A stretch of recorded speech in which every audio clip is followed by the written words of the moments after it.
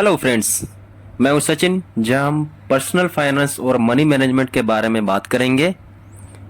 7 mistakes in money management. Mistake number 1, budgeting ना करना, not budgeting. बहुत से लोग अपने मंथली एक्सपेंसेस को ट्रैक नहीं करते हैं और उनका मंथ के हाफ में पैसा खत्म हो जाता है और उनको पता भी नहीं चलता है। इसका सॉल्यूशन है, आप अपने खर्चे को ट्रैक करना बहुत ज़रूरी है। सिंपल बजटिंग टूल्स का इस्तेमाल करें और अपनी स्पेंडिंग पर कंट्रोल रखें, आपको बहुत मदद मिलेगी। मिस्टेक नंबर 2, ज़्यादा खर्चा करना, लिविंग बियॉन्ड योर मीन्स।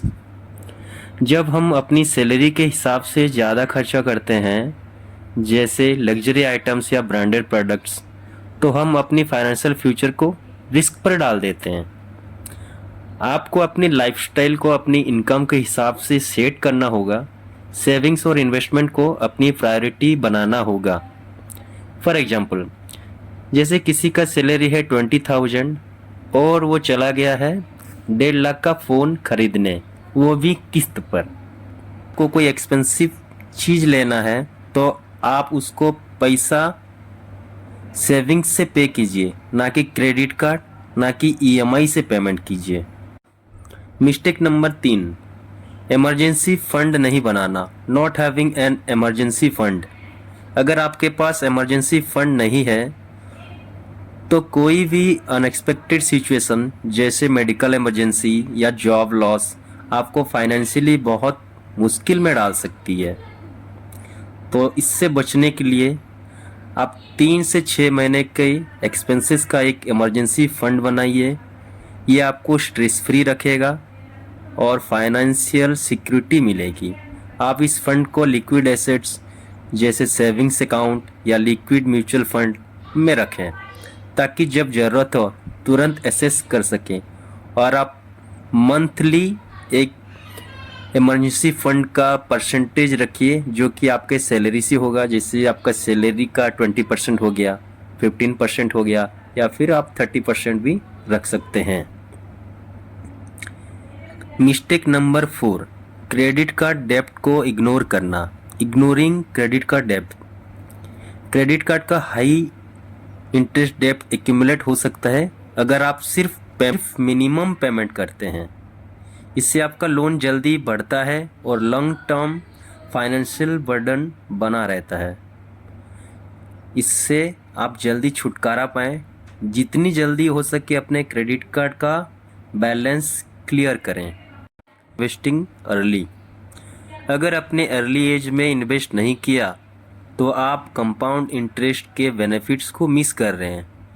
देर से इन्वेस्ट करने पर रिटर्न्स कम मिलते हैं।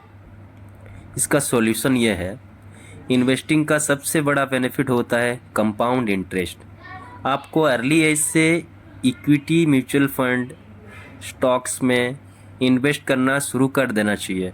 अगर आपको रिस्की नहीं लगता तो एसआईपी के थ्रू मंथली छोटे इन्वेस्टमेंट कर सकते हैं।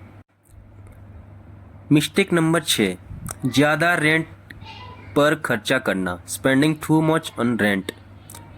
अगर आप अपनी सैलरी से 30% से कम रखिए।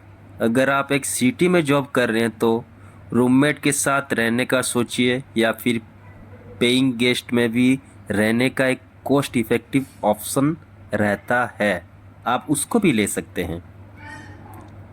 मिस्टेक नंबर 7, रिस्की इन्वेस्टमेंट्स में फंसना, chasing get rich quick schemes.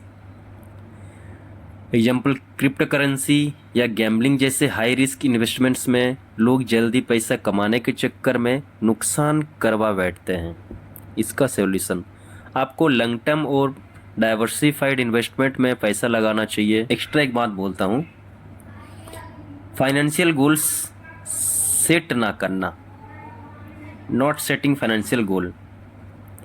अगर आपके पास क्लियर फाइनेंशियल गोल नहीं है तो आप अपनी सेविंग्स और इन्वेस्टमेंट्स को एफिशिएंटली मैनेज नहीं कर पाएंगे।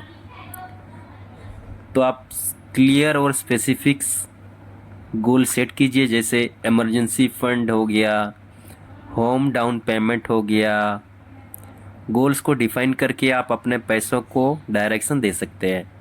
दोस्तों, ये है 7 मिस्टेक्स जो आप अपनी 20s में कर रहे हो। अगर आप इन गलतियों से बचने और अपनी फाइनेंशियल फ्यूचर को सिक्योर करने का प्लान बना रहे हैं तो आज से अपनी सेविंग्स और इन्वेस्टमेंट्स को ग्रो करना शुरू कीजिए। अगर ये वीडियो आपको हेल्पफुल लगा तो एक लाइक और सब्सक्राइब कर दीजिए। Thank you.